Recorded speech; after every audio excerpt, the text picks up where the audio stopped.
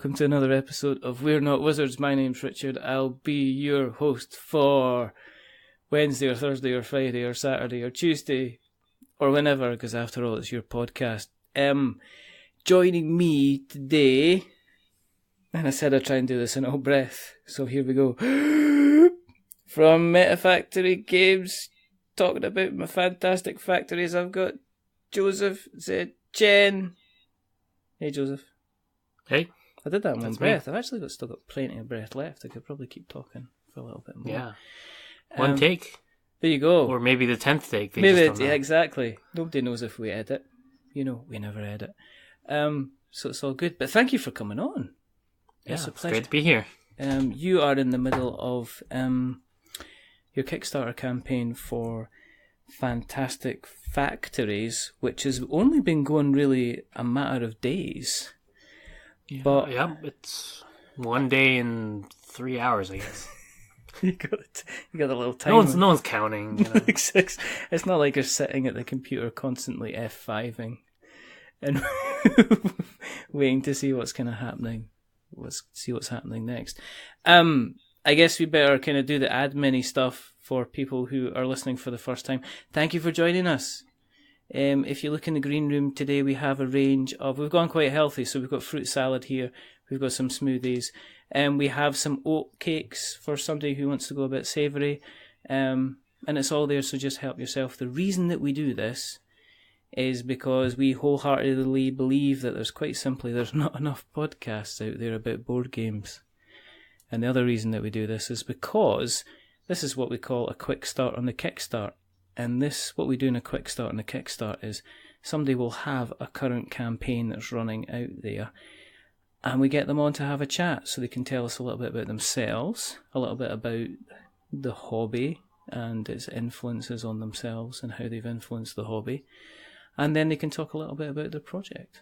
So what we want to do is we want to find out a little bit about your history, Joseph. So we're going to have a stare at the production of the past before we look at the assembly of the present, before we jet off into the dispatch of the future.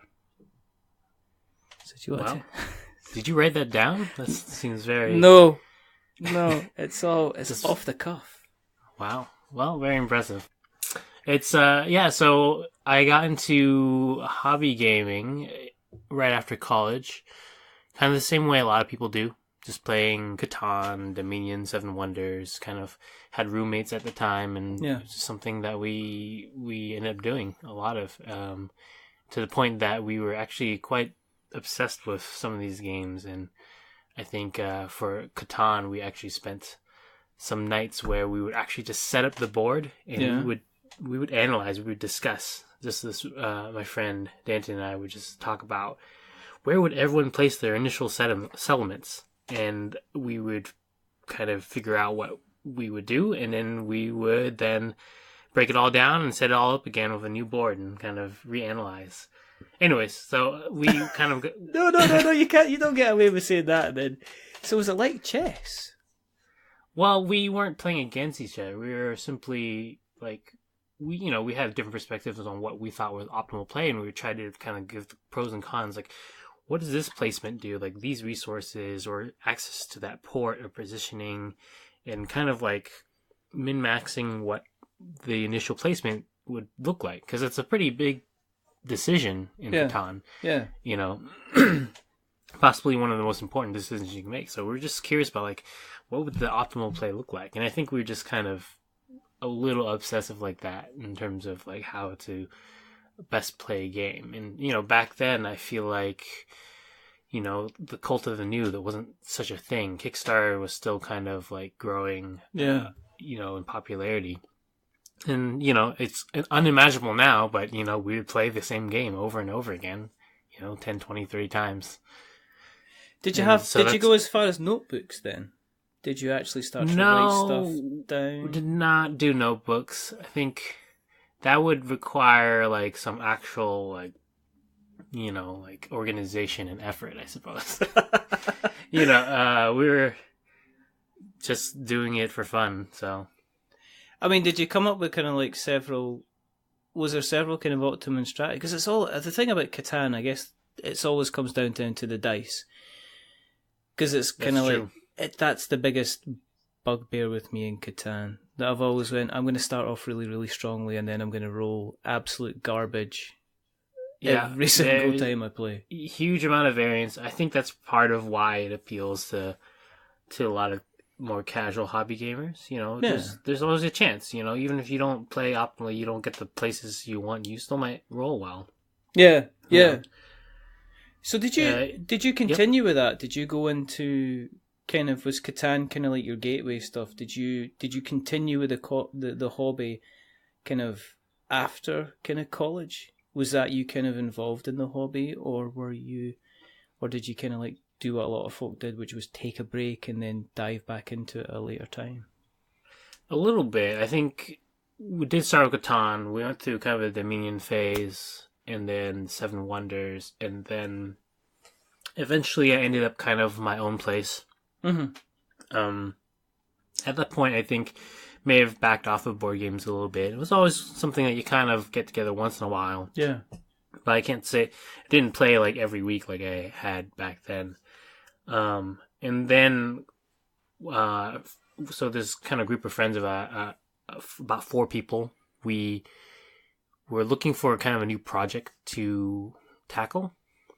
And we were kind of reliving kind of those glory days of like, oh, remember those board games we played, Why don't we try to make one? It seems like it should be something we can do. It's just some pen and paper, cardboard, very doable. So we tried our hand at it, and we kind of brought back a lot of those mechanics from those games that we've enjoyed in the past and tried to roll it all into one perfect game, which, by the way, there's no such thing as a perfect game. But that's something that we didn't quite realize at the time. But anyways, we each actually we decided as a group like what mechanics we wanted in the game, and I guess we did kind of mechanics first driven design. And we said, okay, let's meet back next week. We'll each work on our prototype, and we did that. We came back and we played, and as you can imagine, the prototypes were pretty broken and not great. But the one that I came up with, I felt like it had some legs, so I continued to work on it week over week, and we met every week, and eventually my prototype was the only one we were really playing, and it just kind of one thing led to another. And it's one of those things where you start off with a project, you don't think about where it's going, because the point is just to participate in this activity with your friends, a group of friends. And we weren't thinking, oh, we'll publish it, we'll bring it to Kickstarter, we'll try to get it on retail stores and things like that. And it's just one step at a time. But once we knew that people enjoyed playing the game, and we kind of we're always thinking, what's the next step? What's the next step? And yeah. Before you know it, here we are. It's like when you get people that get a hunk of a shell of a car, and they spend like some people will spend 25 years just tinkering away at the car. And, they'll go into the garage, and it'll be something that they'll spend every Sunday doing. And eventually it'll be something that they spend every second Sunday doing. And then eventually there'll be the case of, I really need to get rid of this hunk of junk because nothing's going for it. And then there'll be somebody else that'll do it, and they'll have it up and running within about, a couple of years, and it'll be out in the road, and they'll be racing the thing and everything, kind of everything like that. I think that's the same with board games. I think there's probably, 5% of people that actually take it to some kind of prototype level, and I think there's a vast number of people that have got notebooks and sticky notes and kind of the occasional meeple and dice that they've maybe stolen from a couple of other games. What's your kind of your collection like? Is there a kind of a specific kind of mechanic? You mentioned obviously the cult of the shiny and new. So do you keep up with that? Do you have quite an extensive collection yourself in terms of games? My actual collection is actually pretty small because challenging for me these days to consistently get games to the table. My kid is now a year and a half, and right, okay. you know, with a kind of a baby or a toddler, it can be challenging to play board games. And in particular, my wife actually doesn't like board games either, so it's twice as challenging in a way. But you know, so I actually keep a very kind of small, curated, I guess medium kind of size collection of games that I know that I'll be able to get on the table. So it's kind of this mix of like favorite Euro type games, and then actually a lot of party and filler games, because I know those are the kinds that you can bust out a lot more easily. Yeah. And I like teaching games to other people. I like being able to play with people that aren't necessarily hobby gamers. But, you know, it's great to be able to go to like a convention where you've got tons of hobby gamers around you. But the thing is, everyone else has huge collections, so, which is great for me. So I can, when it does come time to, you know, sit down at a table, dedicate a night to playing, oftentimes I'll be playing someone else's games. So how many? Medium-sized collection. Because I was listening. Who was I listening to? I was listening to Polyhedron Collider, who were talking about one of the people from the Secret Cabal podcast, who were saying they had in the region of 850 games, and I just like my jaw just hit the floor when I heard. I just like, well, how could you even do that? But how many games do you have? Is it less than 50?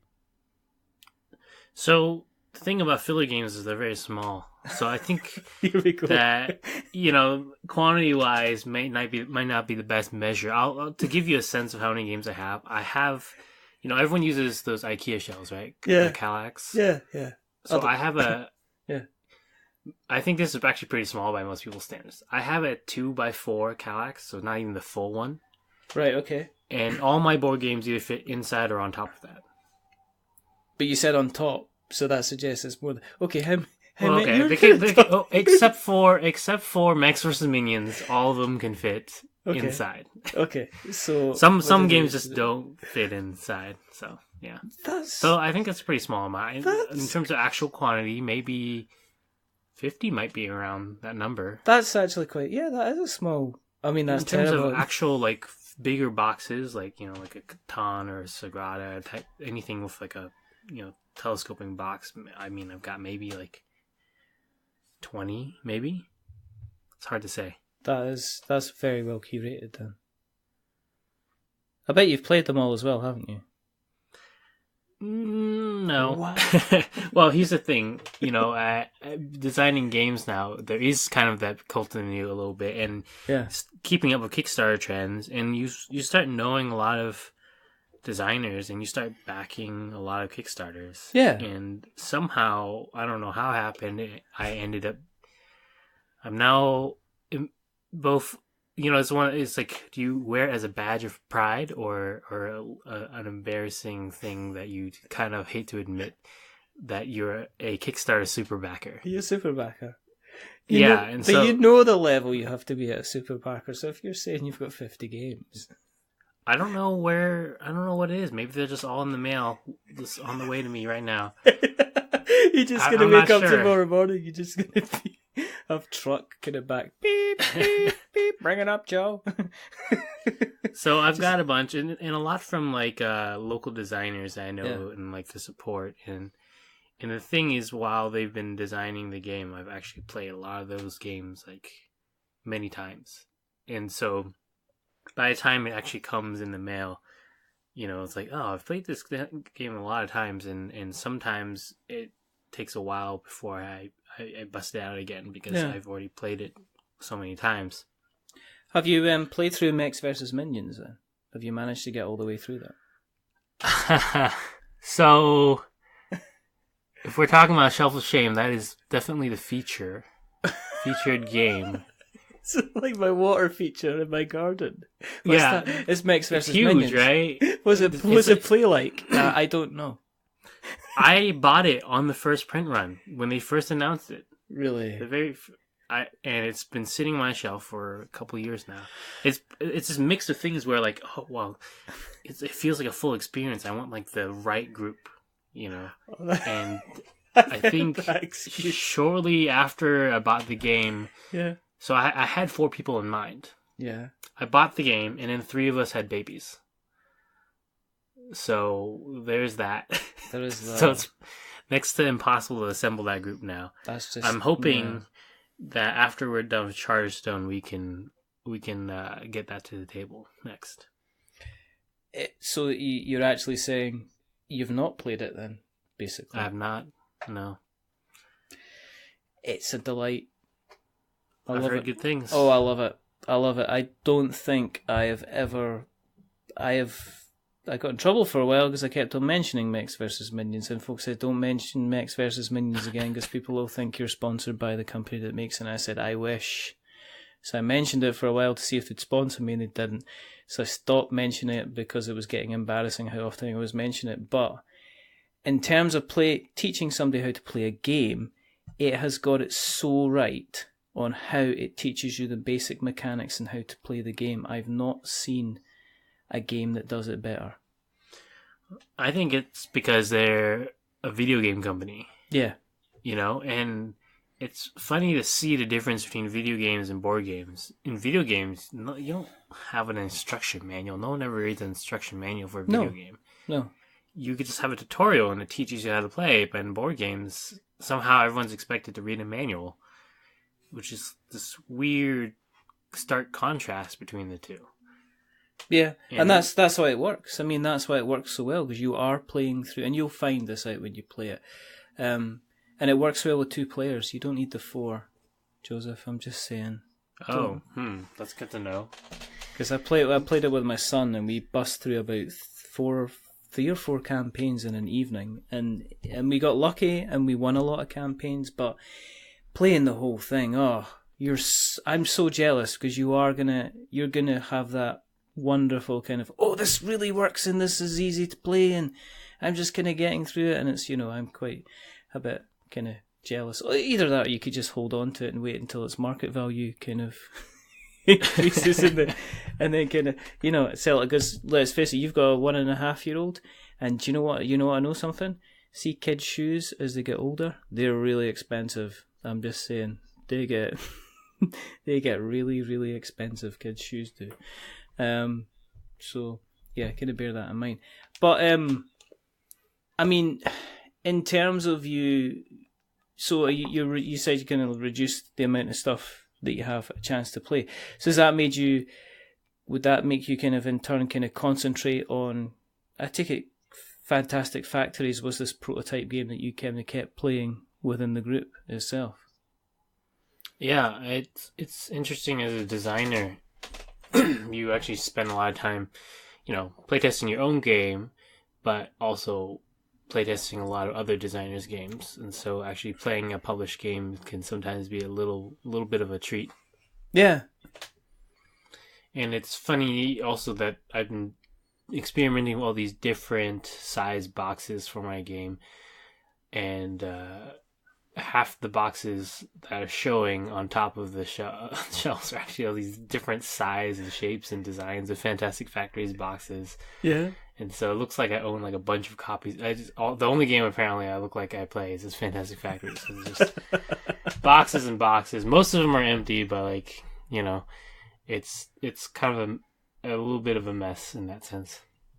Is that because, I don't know, I got told by, who was I speaking to? I was speaking to One Free Elephant, and they said that one of the bits of feedback that they got about their games that they've released is somebody says, you need to put them in bigger boxes because bigger boxes kind of make people want to pick it up because it is such a bigger box. And they said, their idea was to be sick of being told that, so they put their next game, which they're going to be bringing out, I think it's called Microbrew, in one of those mint tins that you get instead.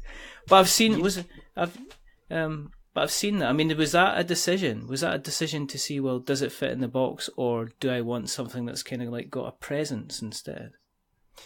Yeah, so that's interesting, and a lot of what you see in our industry is almost at odds with each other. So if you think about like an indie publisher like me,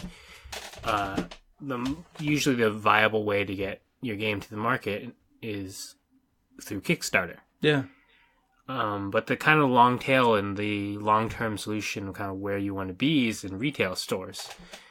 And those two goals can sometimes fight with each other, in the sense that, like, it is true, in a retail store, you want a box that's bigger because it conveys value regardless of what's actually in the box. Yeah. Whereas in Kickstarter, realistically, people actually like small footprint boxes. And in Kickstarter, you don't have a physical box that you're picking up, so that's less of a selling point. And in fact, it's actually better if you have a smaller box, because then you could ship it for a lot less. And so it's this interesting mix of, like, well, Kickstarter, you want small boxes. For retail, you want big boxes. Yeah. And ideally, you can catapult your Kickstarter into retail sales, which means that if you're going to do that, then you probably want a largish box from the get-go. So it's kind of an interesting challenge, and a lot of games publishers have carved out a niche where they do small box games, like Tiny Epic, Galaxies, and whatever.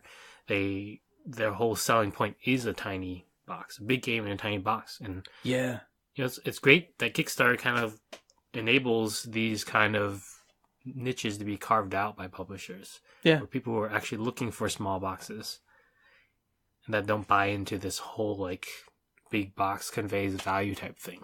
Yeah, and it's obviously there's the cost implications, but you never tell. I mean, one of the things that you never really see in a campaign is the potential size of the box. Because there was a game, I've seen they're saying a game called No Honor Among Thieves, and it was almost like a kind of an oblong box. It was quite tall. It wasn't. I was expecting something, your long kind of standard flat, almost kind of square box size, and this thing came in like some kind of oblong box instead. And it was quite surprising. It was quite unusual, and it actually enticed me to have a look inside to see kind of what was different than the other kind of Kickstarter stuff that kind of came along. How long did you work on Fantastic Factories before you went, right, okay, this is it, let's go and see what happens with this? And did you, because you've been hanging around with a lot more designers, were you getting a lot of support through them? Did they help you make the decision on when the best time to launch would be? Yeah, definitely. I'll tell you kind of how the idea evolved to what it is now. Yeah. In terms of, like, what are our goals with the game design, and I think our first really reaction to that, once we knew we had a game, that our goal was to kind of just share it with as many people as possible, make a product that people want to play, get it in as many hands as possible. And initially what we were doing is actually seeking out a publisher, because we figured, as no-name designers or someone with no publishing track record, the best way to get your game into as many people's hands as possible is find a reputable publisher that already has this audience and these connections. Yeah. But the thing is, Fantastic Factories has been kind of designed as a kind of a entire experience, in the sense that the graphic design, the design philosophy, both in the simplicity of the mechanics and the graphic design of the cards and the art style, it's all about kind of this approachable, fun, whimsical kind of theme. And as I was talking to publishers, and it's also just a creative endeavor for us. I think a lot of it is this creative outlet for the team, and just in terms of, we wanted to make this game because we wanted to make something, create something that we could kind of, in a way, call our own.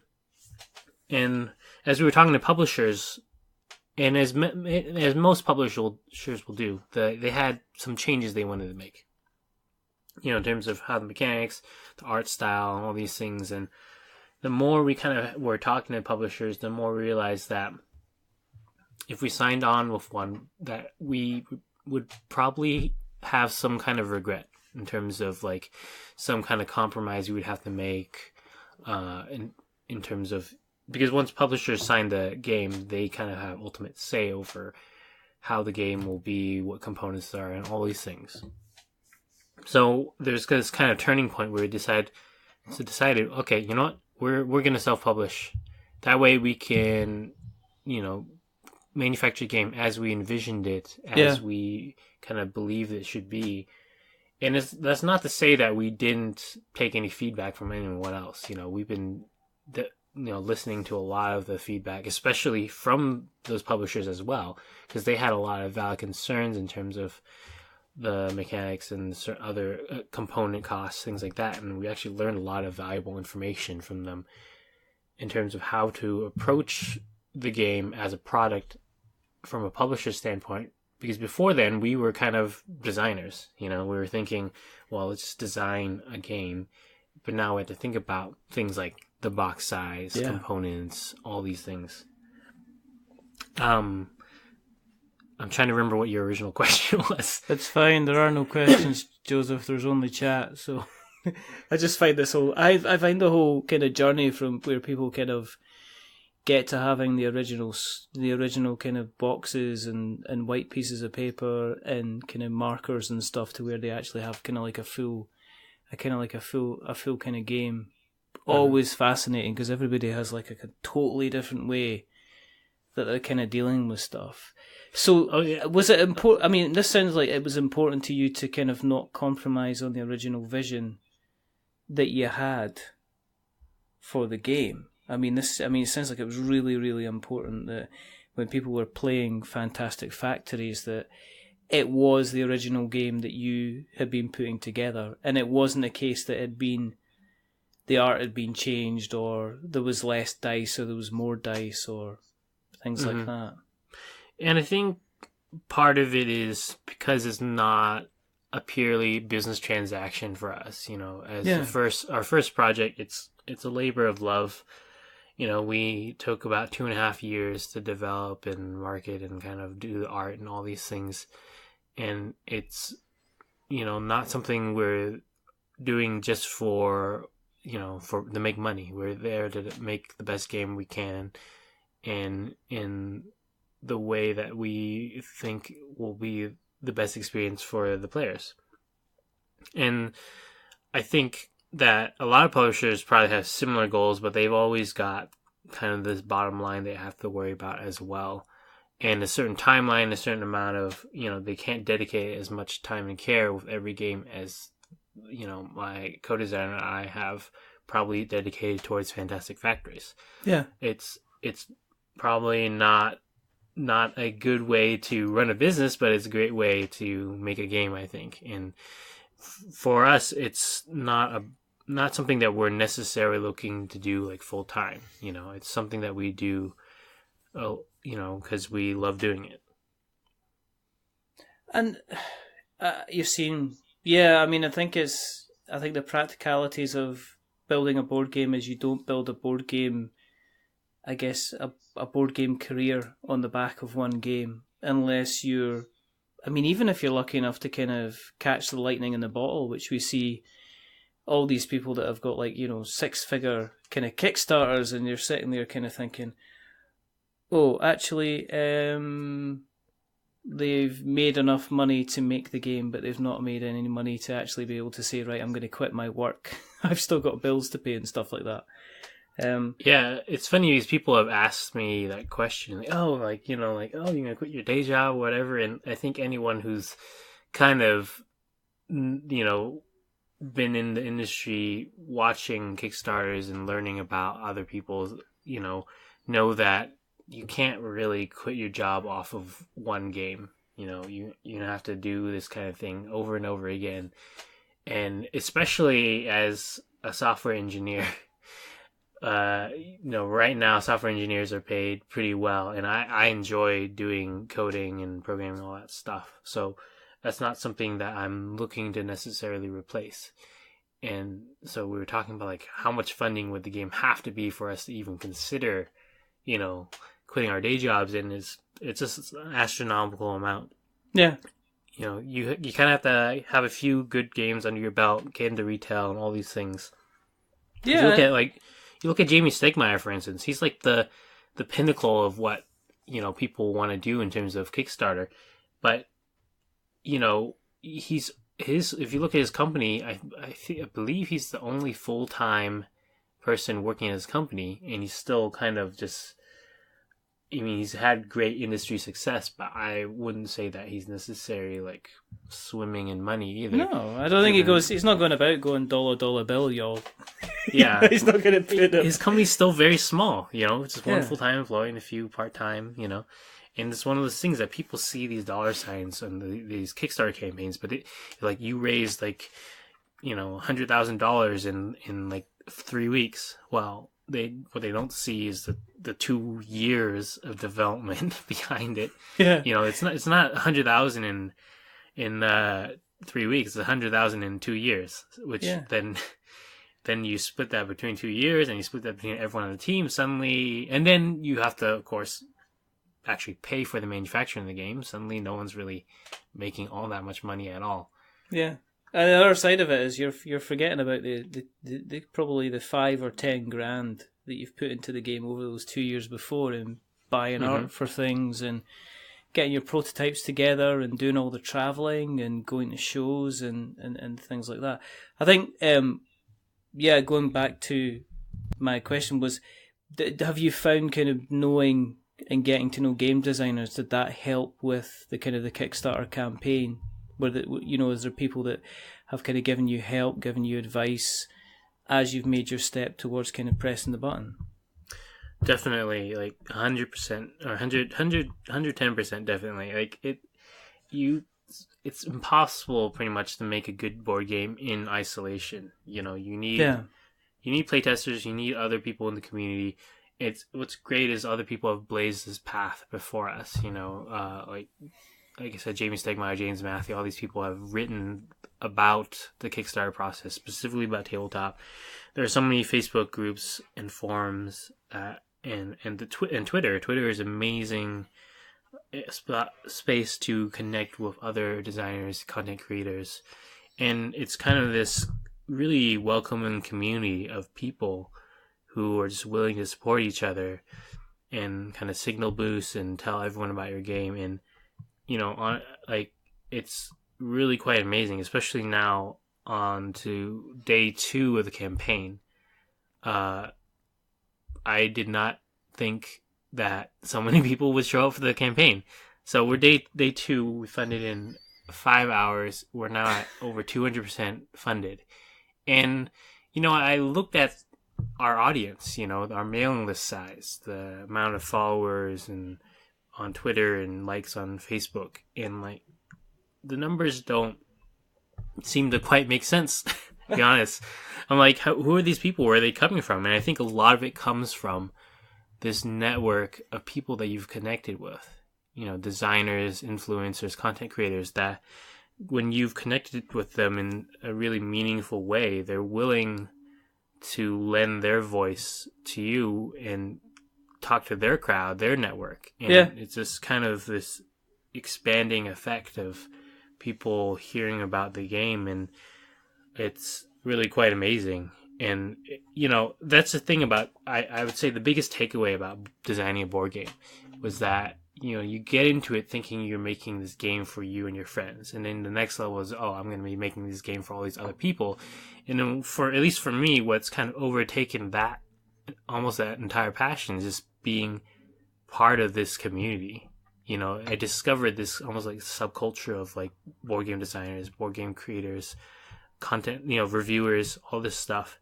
And I don't know, it's just amazing to be part of all this, being part of something bigger, and all these people who are just have this positive outlook and positive attitude about everything.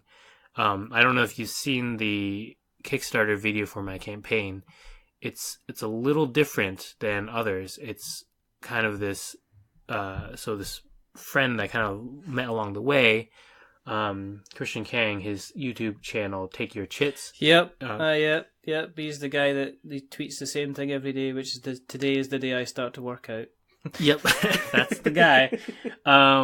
So like he offered to do the video for us, and we were trying to pay him, but then he just, I don't know, the video he produced was just kind of him like talking glowingly about the game, and it's kind of an honest, heartfelt sort of thing, and he felt very connected to us as part of the community, and he ended up not taking any payment for the video at all. Wow. In order for it to be kind of this like pure message, if that makes sense.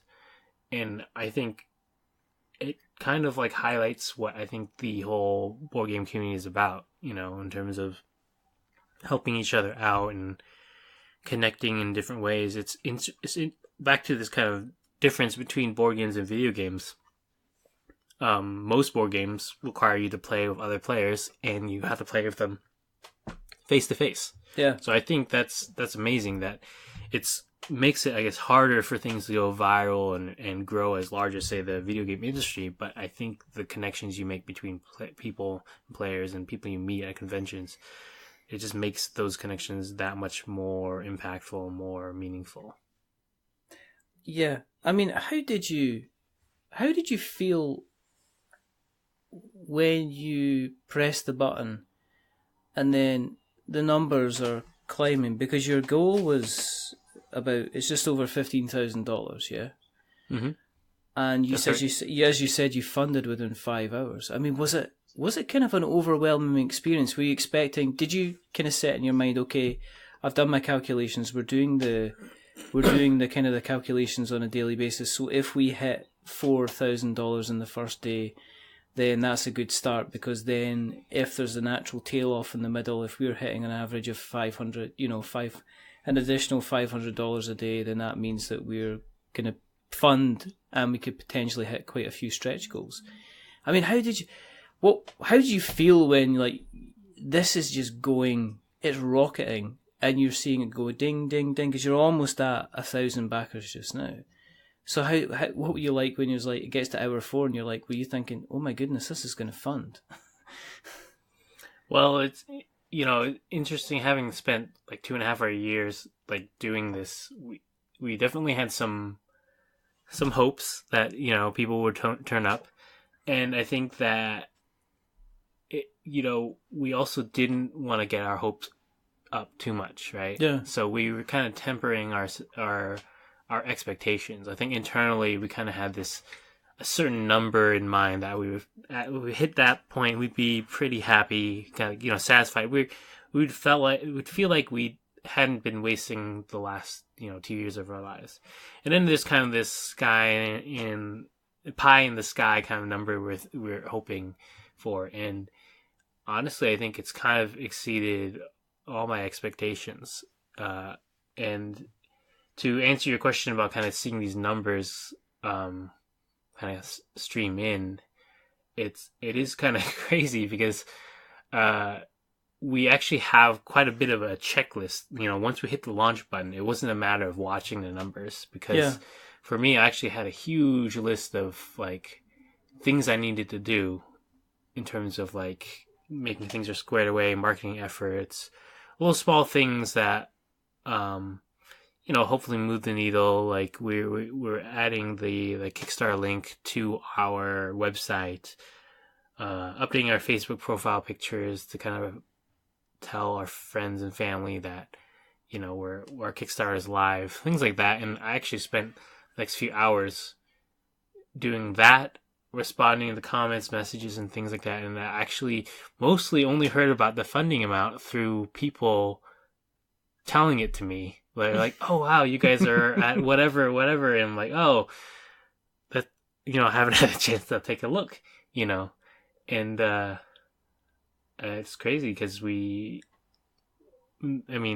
now have a little bit of time to take a look, but it's still a matter of catching up with all those messages and figuring out we have a list of stretch goals, but the stretch goal graphic itself is something that I'm working. I figured I would have time to work on during the campaign, but apparently you gotta change it all now. I gotta like keep up with it. I'm like, oh, my friend's like, oh, looks like you gotta update the stretch goal graphic again. So just trying to keep up with that. And it's been a whirlwind, but really exciting so far. What does your wife think of it? I mean, being a non-board gamer, is she just like, oh, what does this mean? Joseph, tell me. Well, what does this mean? She's super supportive because she knows like it's my, like my passion, the thing. She knows that she's also invested a lot of time in this, in the sense that, I'll go off and go to a playtesting event and she'll have to watch the kid, and so she's put in, a lot of hours as well in terms of supporting me and allowing me to do the things I need to do in order to get the game off the ground. And it's actually a little cute because she's like, "Oh, I'm sorry, I don't have a Kickstarter launch day gift for you." I'm like, "What is that?" I'm like, she felt like she was obligated to like gift me something for the Kickstarter launch day, like it was like a wedding or something, like here's your launch gift, I don't know. Anyways, I told her, you definitely not necessary.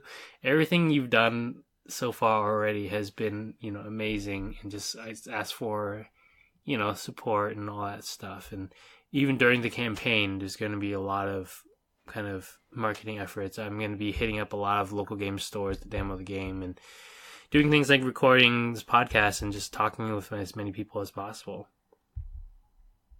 It's just, but I mean, you've obviously done the talking and the walking, because if you look at the number of kind of people that have talked about the game, I'm looking at, you got your list, you've got like, you got Brittany Bow, you've got Tony Miller, you got Tantrum House on there. You've got a whole pile of people that seem to have, Christy from, was it Peace Love Games? She's done, they've all done kind of various different things, and they all seem to have very, very kind of positive messages. I mean, was that being from a design point of view and going into the marketing, was that a kind of a baptism of fire, having to then say, well, listen, we need to get the name out here now as well? Yeah, somehow that transition kind of happened easier than I thought it would. And I think it just depends on the kind of person you might be. But for me, I found that meeting these new people and some of them are very eager to meet you depending on how much history or hype they've heard about your game. And I guess I found it a little addicting. Like, I'm like, especially on Twitter, like this person and then like you end up following this person and you like all their tweets and whatever, and then you actually get to meet them in person, and it's like, hey, you're that person I've interacted with for all these months. Yeah, and I get to finally meet you, and so it's almost just builds up anticipation. And these people have like heard about my game and like, oh, I've heard so much about your game. Let's play it. Let's try it.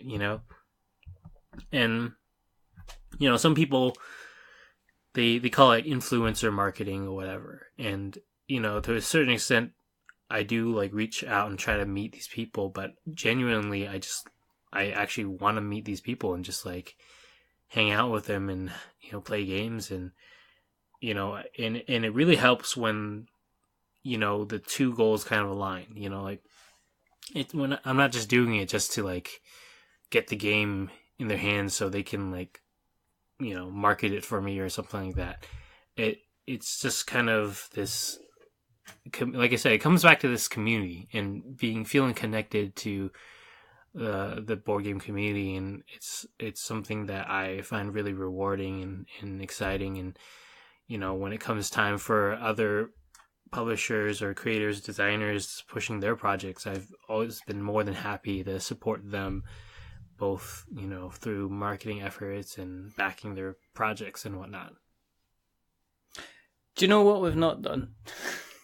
I do this all the time. We haven't actually talked about the game itself, right? We've not actually, no. No, I think this is a personal best to get almost almost 50 minutes into a chat and not actually talk about the reason that we should. But look, there's so many other people that have done content that have been talking about your game. They've done videos and stuff like that. But It's true. in a nutshell, I'm fascinated by this game, and I'll tell you why. Because there was a game that came out about 3-4 years ago now, called Steampunk Rally, which was where you chuck dice and you used the dice to build an engine which gave you resources which allowed you to race around a track. Love that game. It's a favourite of mine. So when I saw this, it's a dice placement engine building game. Joseph, what's it about? What's the message? Well, sure. Fantastic Factories, as you mentioned, is a dice placement engine building game. So you're trying to build the most efficient set of factories in order to manufacture as many goods as possible. So you're trying to figure out all these different blueprints, which ones to build. They have these kind of inputs and outputs. Some factories will require certain dice rolls. So you're going to be rolling your dice and using your dice as workers to place in these different factories, and also the starting player board that you have. And different factories require different workers. So one requires like maybe a matching pair, or maybe a specific value. And then there's also these training facilities that you can build to train your workers and manipulate your dice rolls. So it's this combination of this discovery of this engine building discovery aspect, and also this puzzle solving thing where you are trying to figure out where all your workers go in order to maximize the amount of resources and goods that you're manufacturing. And it's you can solo play it. Yeah. So it's a game that is very focused on kind of your own personal tableau and building out your own tableau. And like I said, that puzzle solving aspect. And I think a lot of kind of puzzle solving games lend itself very well to solo play. Yeah. And so it seemed like a very natural thing to add into the game. And it's actually quite nice to go through the solo game to kind of play test the balance of various cards as well. So in the solo game, you actually play against a very basic AI. And one of the things about like AIs, there's a few different kinds of solo games, right? There's the easiest implementation of a solo game is just kind of beat your score sort of thing, right? What's your high score? And I find those are okay, but they don't feel like you're necessarily playing the game against other players. Yeah. So I wanted kind of this sense of like you're competing against someone else, and this kind of tension of like being able to outrace this opponent, but at the same time you don't want the AI to be this massive like decision tree of things that you have to manage in order for the AI to emulate a player. So it's kind of about approximating what a player would do in order to effectively emulate an opponent. And so that's kind of what the AI does here. You actually roll a number of dice, which then you can easily match up the dice. So the green die matches up with a particular action that the AI will take. There's simply picking a card out of the marketplace and building that piece of the engine. And rather than specifically running actual factories, you just kind of group up the factories by their type. And the dice rolls will determine whether the AI will actually manufacture goods or not that turn, based on how much of their engine they've built out in terms of just sheer quantity of cards in that category. So I think it's a really streamlined AI where it approximates kind of the impact of a player in terms of choosing cards out of the marketplace and building up the momentum in this engine. I mean, was the decision to go down this line, because it looks fantastic. So I mean, I've not seen anything kind of like this. I can't remember the last time I've seen something like this. And I do look at Kickstarter quite a lot. I mean, are you kind of sitting there going, we've got a good game, but we've launched at the right time, because there doesn't seem to be a lot of direct competition at the moment. seems to you've kind of inspired people to say, well, this looks exciting, this looks different.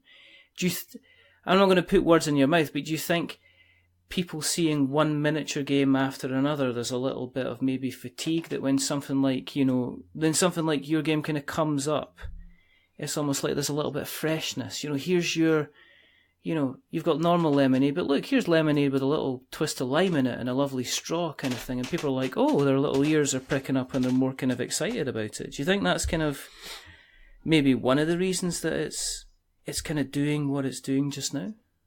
I think it's kind of a mix of things, because if you look at the game from a mechanics standpoint, there's actually not a ton of original aspects to it. It's kind of this mix of different mechanics that you see in other games, but maybe not combined in the same game. And I'm fine with that, because I still think it kind of provides a really fun gameplay experience.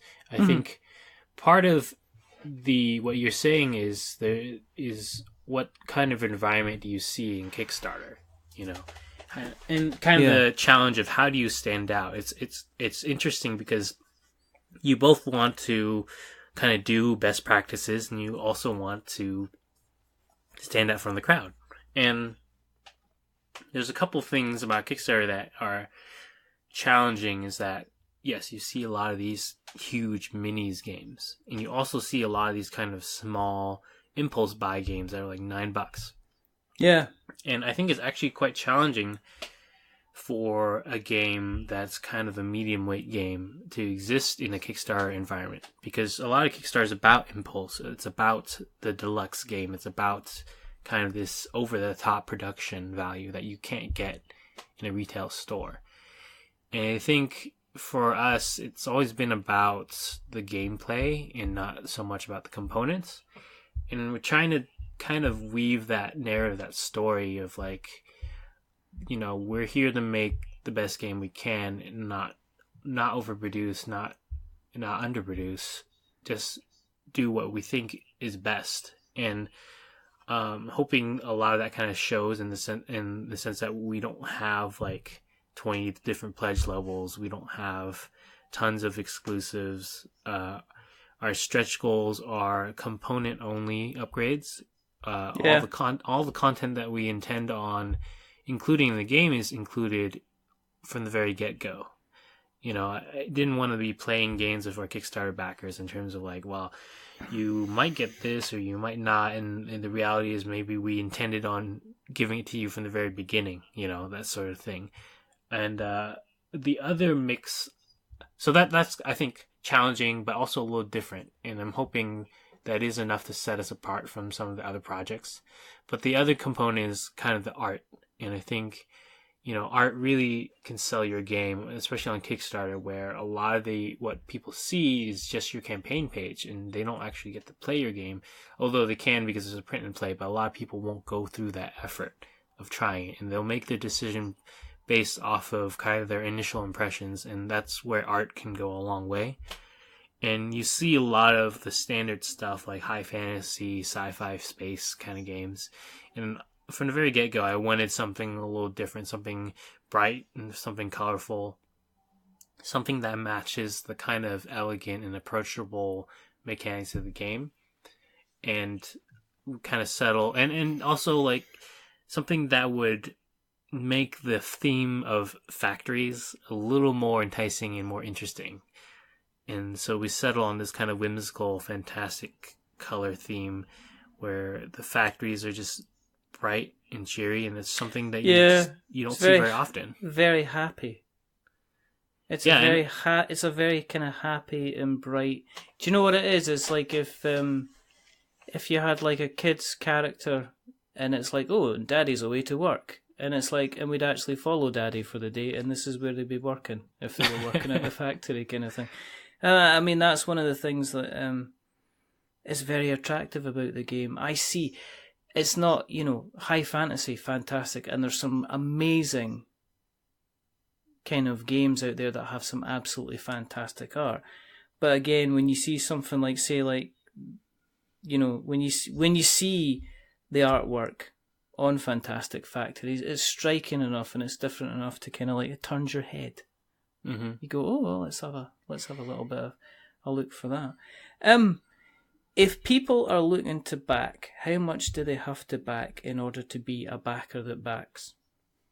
So the basic pledge level for one copy is $29 plus shipping, and we're actually subsidizing $6 of the shipping.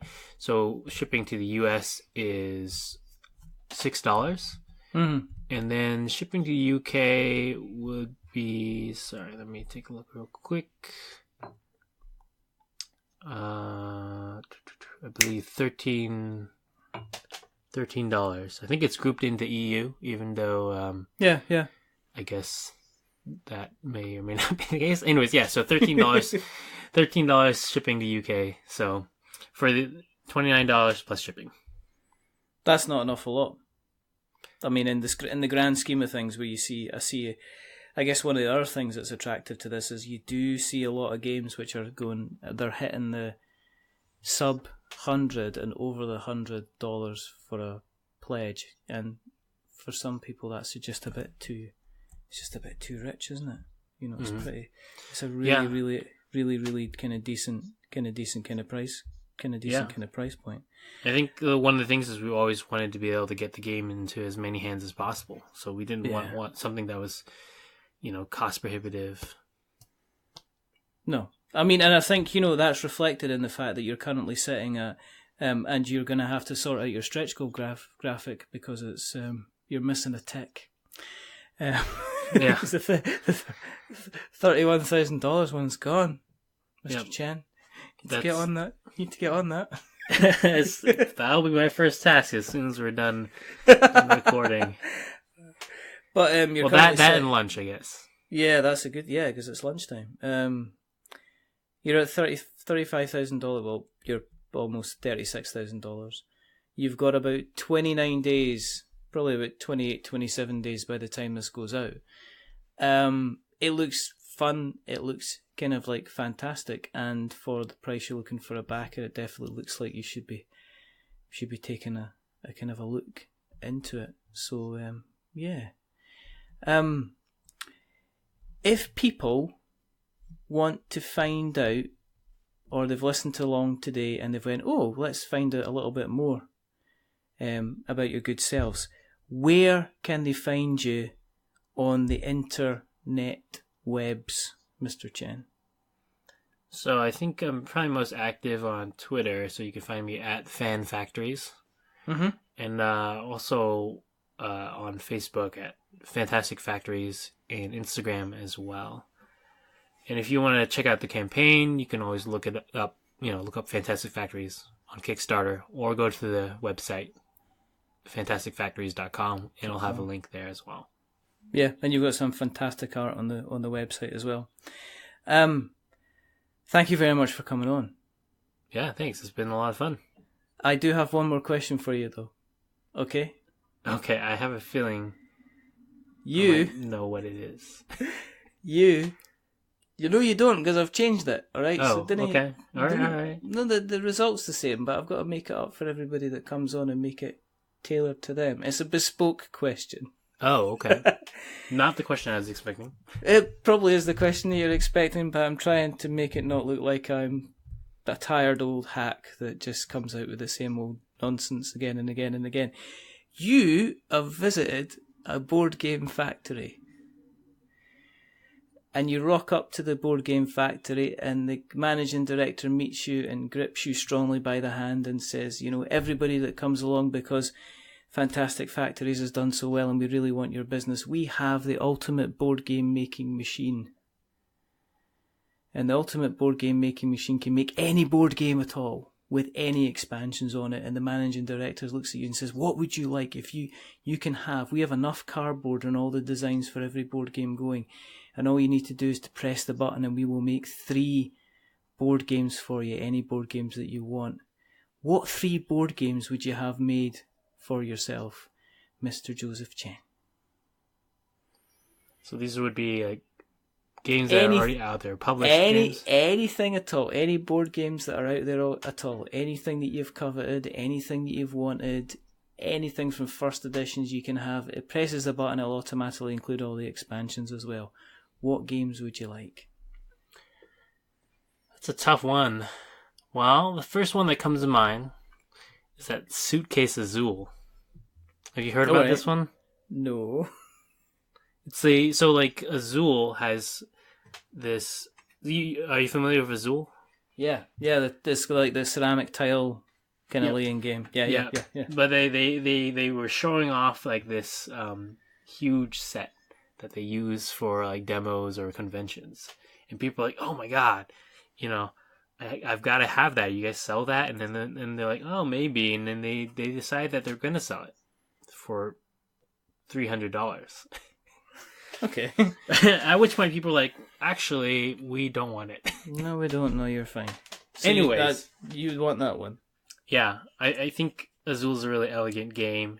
Those tiles are really tactile and very satisfying. I imagine having a large version of it would even be that much more enticing. Okay. So, I like to call it Suitcase Azul. That's your first game. What's your second one? Oh man, second. So that's challenging because, like, as I mentioned, like I've never been that much about the components of a game, more about the gameplay, and it doesn't let you off the hook. All right. I think I'm sensing a trend here. I'm very enticed by these massive size versions of games. I'm imagining, actually, I've thought about this, like a massive version of Fantastic Factories, where like the instead of using cards for each of the factories, each card would actually be chipboard, and the dice slots on the cards, since it's not cards, they would actually be inset. And you actually set these massive, like 30 millimeter dice under these chipboard card factories. Your tableau would probably take up like the entirety of a table, so everyone would have to have their own table, I guess. I'm gonna let you away with that because it is a game. Obviously, your game's funded, so it will be getting made. But don't do it again for the third game. What's your third game, Joseph? And no cop out this time. No going for your own game that's about to get made. Third one. Let me think. Any edition, any whatever.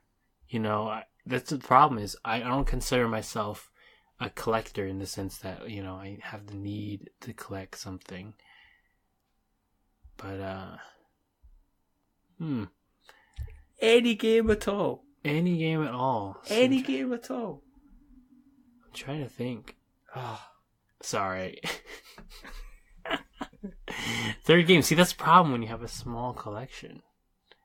But I think the game, back to kind of my party game roots, I guess. That massive Codenames. Okay. The giant box of Codenames. See, that seems to be the trend here. I'm just gonna stick with it. Massive games. Massive this games. board game, massive games. Magic board game creating machine. I just want massive board games, right? Because these days you can get whatever you can, but the massive ones, those are. Have you seen the massive Codenames? I have not. I'm gonna have to take a look at this now and just see what all the kerfuffle is about. Massive games, yeah. That's how we roll in the US. Bigger is better. Yeah, I know. I've seen that. I've seen what you do with your bigger is better. If you want to keep an eye on what we're up to, and you should. Here you go. Self-promotion. Listen to us and like us. Please like us. You can follow us on various different social media as well. We are on Twitter at We're Not Wizards. We're on Facebook at We're Not Wizards. We're on YouTube at We're Not Wizards Tabletop Podcast. You can go to Instagram and you can find us there. You can find us on...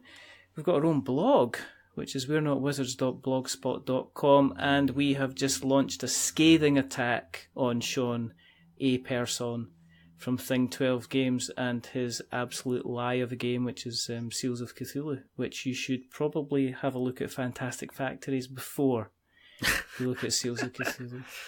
Because after all, he is a big poo-poo head, as I said on Twitter just today. Not dating this show at all.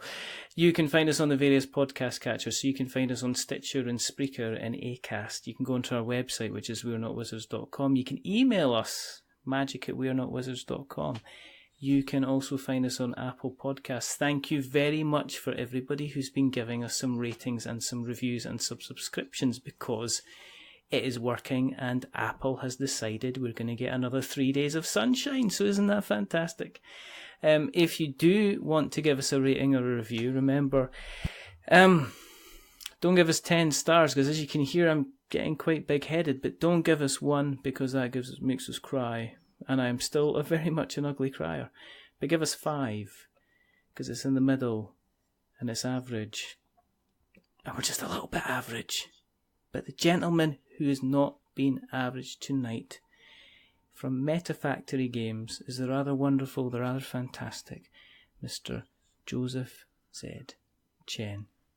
Thank you very much, sir, for coming on. I really appreciate your time, and I wish you all the best of luck with the rest of the campaign. Thank you. It's been a lot of fun being on the show. Good. There's only 2 more things to do. The first thing is to remember that we are many things, but we're not wizards. Are we wizards, Joseph? No, at least not today. Good. Well, not any day at all, Joseph. I can still edit this. What? I don't know. You never know what the future might hold. Don't even. If that's your next game, I'm not going to be happy. And the second thing is to say goodbye. So it's a goodbye from Joseph. Say goodbye, Joseph. All right, goodbye. And it's a goodbye from me. Remember, stay safe. Roll 6s, maybe roll 3s, maybe roll 2s. It depends on what you need for your factory in order to produce the right goods, or bring in the right workers, and maybe train the right workers, or maybe you want to bring in a worker that allows you to change your dice. But make sure you get the goods out the door, because at the end of the day, points mean prizes and winning. And check out Fantastic Factories, because it doesn't just look like a clever name, it does actually look quite fantastic. But until the next time, goodbye.